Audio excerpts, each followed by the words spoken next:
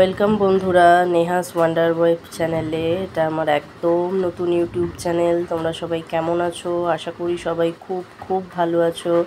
আমাদের বর্তমান পরিস্থিতির যা অবস্থা দেশের, তাতে আশা করি তোমরা প্রত্যেকে নিজেদের সচেতনতা অবলম্বন করে খুব ভালো আছো, সাবধানে আছো। এবং আমাদের বর্ডারে যে সমস্ত সৈনিক ভাইরা দাদারা কাজ করছে, তাদেরকে আমাদের পক্ষ থেকে অনেক অনেক অনেক আন্তরিক অভিনন্দন। তারা যেন এই যুদ্ধ জিততে পারে এবং আমরা ভারতবাসী হিসেবে আমাদের ভারতকে যেন তাদের হাত ধরে আমরা জেতাতে পারি। তো আজকের একটা নতুন সকালে নতুনভাবে একটা নতুন ব্লগ শুরু করলাম।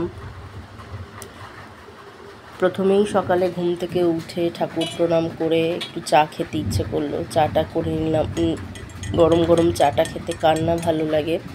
তো চাটা করে এই দেখো নিয়ে বসে গেছি, ব্রেকফাস্টটা করে নিচ্ছি। ব্রেকফাস্ট যদিও এর পরে মুড়ি বা চিড়ে আমি কিছু খাই, তবুও চা আর বিস্কুটটা খেয়ে এবার সারাদিনের কাজে লেগে পড়ার পালা। আর ওই দেখো, এটা আমার বিচ্ছু ছেলে। দিয়ে উঠোনটা ঝাড় দিয়ে আমি প্রত্যেক দিনের মতোই উঠোনটা ঝাড় দিয়ে, আগে এত ঝড় বৃষ্টিতে পাতা পড়ে মাঝে মধ্যেই, এখন বিকেলের দিকে প্রচণ্ড বৃষ্টি হচ্ছে সাথে হাওয়া, তার ফলে উঠোনটায় প্রতিদিনই ঝাড় দিই। প্রতিদিনই প্রায় পাতা পড়ে মানে নোংরা হয়ে যায় জায়গাটা। এবং বাড়ির উঠোনটা একদম এন্ট্রান্সটা নোংরা থাকলে দেখতে অনেকটা বাজে লাগে। তো সেই কারণে আর কি প্রত্যেক দিনই, যদিও উঠোন প্রত্যেক দিনই সবাই বাড়ির সামনেটা প্রত্যেকেই তোমরা পরিষ্কার করো, তো আমারও অন্যথা কিছু নেই। তো আরেকটা কথা কি জানো তো, সারাদিন কাজের মধ্যে থাকলে না সময়টাও কেটে যায়। সময়টাও কখন যেন পার হয়ে যায় বোঝাই যায় না। সেই সকাল থেকে মানে বিকেল অবধি সময়টা কখন কেটে যায় বুঝতেই পারি না। ঘরের নানান খুঁটিনাটি জিনিস, আজকে এইটা কালকে সেইটা, আজকে এই জামা কাপড় কাচা, এই বিছানার চাদর তোলা, এই ওয়ার কাচা, সমস্ত কিছু খুঁটিনাটি জিনিস কখন করতে করতে টাইমটা পেরিয়ে যায় বোঝাই যায় না। তোমরা যারা দেখবে ঘরের কাজ নিয়ে সারাদিন ব্যস্ত থাকো, ঘরকে সুন্দরভাবে মেনটেন করো, পরিষ্কার পরিচ্ছন্ন রাখো, তাদেরও দেখবে কাজেই সময়টা কখন যেন কেটে যায় নিজেদের জন্য। তাই যখনই একটু ফাঁকা টাইম পাওয়া যায় তখনই মনে হয় এই সময়টা খুবই মূল্যবান আমাদের কাছে। তো সেই কারণেই আর কি কাজের তাড়াহুড়োটা সকাল থেকে বেশি লাগে। তো এখানে যথারীতি আমি একটু বিছানাপত্র গোছগাছ করে নিলাম, সকালের বাসি বিছানা তুলে নিলাম, বিছানা ঝেড়ে নিলাম, নিয়ে এবার আমি বাকি কাজে যাব। তো এখানে সকাল সকাল একটু ডালটা ভিজিয়ে ডাল বসিয়ে দিচ্ছি, কারণ এদিকে ডালটা প্রত্যেক দিনই যদিও হয়, কারণ ডাল খেতে আমিও ভীষণ ভালোবাসি। ডালটা প্রতিদিনের আমাদের মেনুতে থাকে।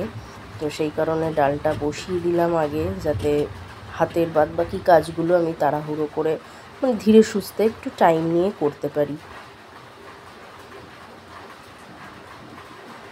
আর এখানে মাঝে মধ্যে এমন বৃষ্টি হচ্ছে বিকেলের দিকে, আর সকালের দিকে প্রচণ্ড গরম, প্রচণ্ড মানে কি বলবো, সাংঘাতিক গরমটাও লেভেলের গরম পড়েছে। মানে যারা ঘরের কাজবাজ করে, যারা বাইরে কাজ করে, তাদের তো হেক্টিক আলাদা রকম, তাদের খাটনি আলাদা রকম। এবং যারা ঘরেও কাজ করে, ঘরকে সুন্দরভাবে মেনটেন করে, ঘর সুন্দর রাখে গুছিয়ে, তাদেরও খাটনি কম না। কারণ ঘরটাই যদি পরিপাটি না থাকে, পরিষ্কার পরিচ্ছন্ন না থাকে, তাহলে বাইরের মানুষগুলো যখন কাজ থেকে ঘরে ঢুকবে, তাদের ঘরটায় শান্তি কেন লাগবে বলো? আশা করি তোমরা যারা যারা ঘর পরিষ্কার পরিচ্ছন্ন করে মেনটেন করে রাখো, তোমাদেরও ভালো লাগবে। এবং যারা বাইরে থেকে কাজবাজ সেরে ঘরে ঢোকে দিনের শেষে, তাদেরও ঘরটা দেখে যে না, একটা শান্তির জায়গা একটা। এখানে আমি কিছু মাংসের জন্য তোমার পেঁয়াজ, আদা, রসুন এগুলো একটু কেটে নিচ্ছি। আমার এইভাবেই কাটতে সুবিধা, আমি নিচে বটি নিয়ে বসে কাটতে পারি না। আমি টেবিলের ওপর বটিটা রেখি, না তো আমি চপারে বলো বা ছুরিতে বলো কোনো কিছুতেই আমি কাটতে পারি না। আমার এইভাবেই কাটতে সুবিধা এবং ফাস্ট কাটা হয়, মানে আমার এটা করতে করতে না অভ্যাস হয়ে গেছে। তো ওইভাবেই কেটে আমার এত বছর ধরে অভ্যাস হয়ে গেছে এবং আমার তাড়াতাড়িও হয়। তো এখানে আদা রসুনটা একটু পেস্ট করে নিচ্ছি। মাংসের যা যা সরঞ্জাম লাগে আর কি, সেগুলো তাড়াহুড়ো বলতে একটু লেট হয়ে গেছিলো, সেই কারণেই তাড়াহুড়োটা করতে হয়েছে। এখানে পেঁয়াজ কেটে পেঁয়াজও আমি ভাজার জন্য বসিয়ে দিয়েছি। মাংসটা হবে যেহেতু খুব গরম, সেই কারণে বেশি রিচ করে করব না, হালকা পাতলা ঝোল যেভাবে হয় আর কি সেইভাবেই করার ইচ্ছাটা আর কি রয়েছে। তো এখানে আদা রসুন পেস্টটাও দিয়ে দিয়েছি। এবার যতটা কষিয়ে কষিয়ে করতে হবে, একটু গরম জল দিয়ে একটু করে সেইভাবে করতে হবে। হ্যাঁ, তো এখানে মাংসের আলুটাও আমি ভাজা বসিয়ে দিলাম। তো এখন বর্তমান পরিস্থিতির যে অবস্থা, ইন্ডিয়া পাকিস্তানের যে ঝামেলাটা লেগেছে, আমি জানি না ওরা আদৌ মানুষ কি না। হ্যাঁ, কারণ ইন্ডিয়ার প্রতি, আমাদের কাশ্মীরের প্রতি ওদের নজর বহু আগে থেকে। 1999-এ যখন কার্গিলের যুদ্ধ হয়, যেই সময় আমাদের প্রধানমন্ত্রী ছিলেন ইন্দিরা গান্ধী, সেই সময়ও তাদের নজর ছিল আমাদের ভূস্বর্গ কাশ্মীরের প্রতি। সেইবারও হেরেছে, এইবারও হেরেছে, হারতে যাচ্ছে। তো হেরেও তাদের মুখ, মানে লজ্জার কোনো জায়গা নেই। তারা আবার বড় বড় সোশ্যাল মিডিয়ায় বলো, নানান খবরে তো দেখছি। হ্যাঁ, মানে লজ্জা এদের হয় না, আমি ঠিক জানি না কেন, কি কারণে এদের লজ্জা হয় না। আবার উল্টে ইন্ডিয়াকে, মানে আমাদের ভারতবর্ষকেই তারা অপমান করে। যাদের জন্য তারা জল পাচ্ছে না তাদেরকেই উল্টো অপমান করে। এবং আরও মানে ওরা কত কথা যে ঘোরাবে, পাকিস্তানের প্রধানমন্ত্রী কত কথা যে ঘোরাবে, লাস্টে বোধহয় হাতে পায়ে ধরে কাঁদবে আমাদের নরেন্দ্র মোদীর যুদ্ধ বন্ধ করার জন্য। তো তোমরা এই মানে বর্তমান পরিস্থিতি প্রত্যেকেই জানো, প্রত্যেকেই খবর নিউজ প্রতিনিয়ত দেখছো কি অবস্থা। আমাদের বর্ডারে যারা সৈনিক ভাইরা দাদারা কাজ করছে, তাদের আমাদের পক্ষ থেকে ভগবানের কাছে অনেক অনেক প্রার্থনা, অনেক প্রেয়ার। তাদের বাড়ির লোকও যেন সুস্থ থাকে, টেনশন ছাড়া তারাও যেন ঠিক মতো বাড়িতে বাড়ির লোকের কাছে ফিরে আসতে পারে, এইটাই একান্ত কাম্য। এখানে কাজ করতে করতে রান্নাও একদিকে হচ্ছে, আমি জামা কাপড়গুলো ধুয়ে মেলে দিচ্ছি, কারণ কখন আবার মেঘলা করে ছিটে ফোঁটা বৃষ্টি নেমে যায় তার কোনো গ্যারেন্টি থাকে না।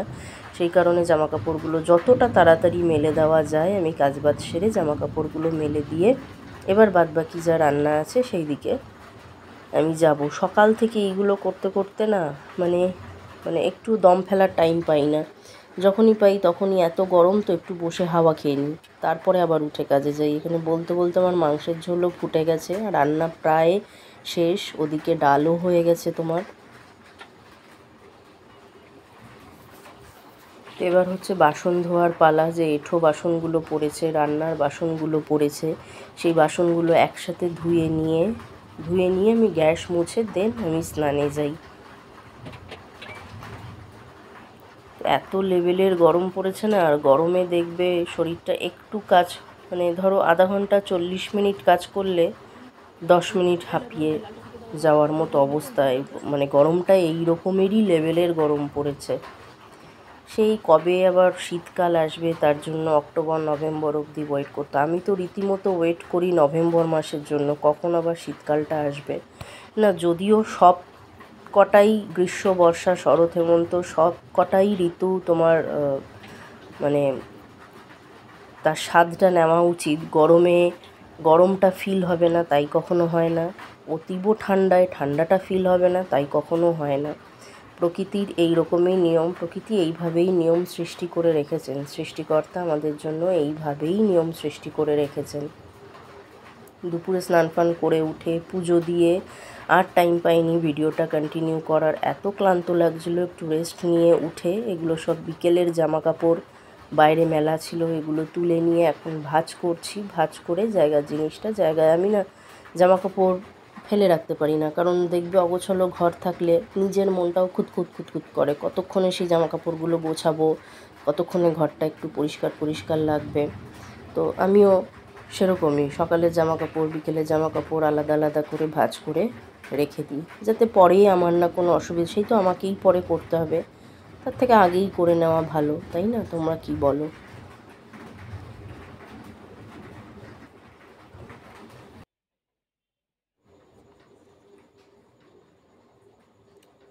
জামা কাপড় ভাঁজ করে রেখে এখানে তারপরে কি করব, ঘরে এত গরম লাগছে, ভাবলাম যে একটুখানি বেরোনোই যাক। এটা বাজারের দিকে, বেনাচিতি বাজারের দিকটা, এটা এটা মেন বাজার। এখানটা আসলে না সমস্ত দোকানপাট, মানে একদম বাড়ির কাছে যেহেতু আমাদের এই বেনাচিতি বাজারটা, সেহেতু আর কোথাও যেতে হয় না, কোথাও না।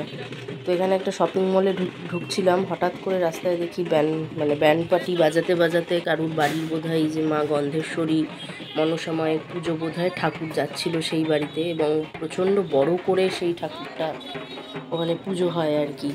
তো এইখানে দেখতে খুব সুন্দর লাগলো, একটু পুজো পুজো আমেজ বেশ ফিল হলো কিছুক্ষণের জন্য। তারপরে যথারীতি কি করব, শুধু তো শপিং মলে গিয়ে আবার বেরিয়ে আসা যায় না, তা ভাবলাম যে টাইমটা আছে যখন একটা সিনেমাই দেখা যাক। রেড 2 বলে অজয় দেবগনের একটা হিন্দি ফিল্ম এসছে, ভীষণ শুনেছি নাকি ভালো হয়েছে, তো সেটাই ঠিক করলাম, সেটাই দেখে নিই। এই হচ্ছে SBF-এর ওপরটা, একদম 5th ফ্লোর। এখানেই SBF মুভি, SBF যদিও সব জায়গাতেই প্রায়, কলকাতা বলো সব জায়গাতেই, ওয়েস্ট বেঙ্গলের সমস্ত জায়গাতে SBF সিনেমা চালু হয়ে গেছে। তো এইখানেই অগত্যা সিনেমাটা, কারণ এইখানে একমাত্র এই হলেই এসছিল, তো দেখতে ঢুকে গেলাম। এই যে সিনেমা হলে বলতে বলতে ঢুকে গেছি। এটা বোধহয় একটা নতুন শ্রাবন্তীর একটা নতুন বাংলা সিনেমা আসছে, আপকামিং সিনেমা। তো এই হচ্ছে সিনেমা হল। এখন দেখছো যতটা ফাঁকা, সিনেমা শুরু হতে হতে পুরো হলটা ভর্তি হয়ে গেছিলো এবং পুরো হাউসফুল ছিল, রীতিমতো সিনেমাটা পুরো হাউসফুল ছিল। এই যে সিটগুলো এখন দেখছো ফাঁকা, আরেকটু পরেই দেখবে যখন শো ভাঙবে, সিনেমার শেষে যখন লোক বেরোবে, তখন রীতিমতো হাউসফুল, রীতিমতো ভিড়ের ঠেলায় বেরোনো যাবে না। এই তোমার শোটা ভাঙলো, মাঝখানে সিনেমাটা দেখলাম, এনজয় করলাম, প্রচণ্ড ভালো সিনেমা হয়েছে। তোমরা যারা যারা এখনও দেখোনি, আমি সাজেস্ট করব অজয় দেবগনের রেড 2 সিনেমাটা কোনোভাবে মিস করো না। যাদের চ্যাপ্টার 1 দেখা আছে তারা তো মিস করোই না, আর যাদের চ্যাপ্টার 1 দেখা নেই তারাও মিস করো না।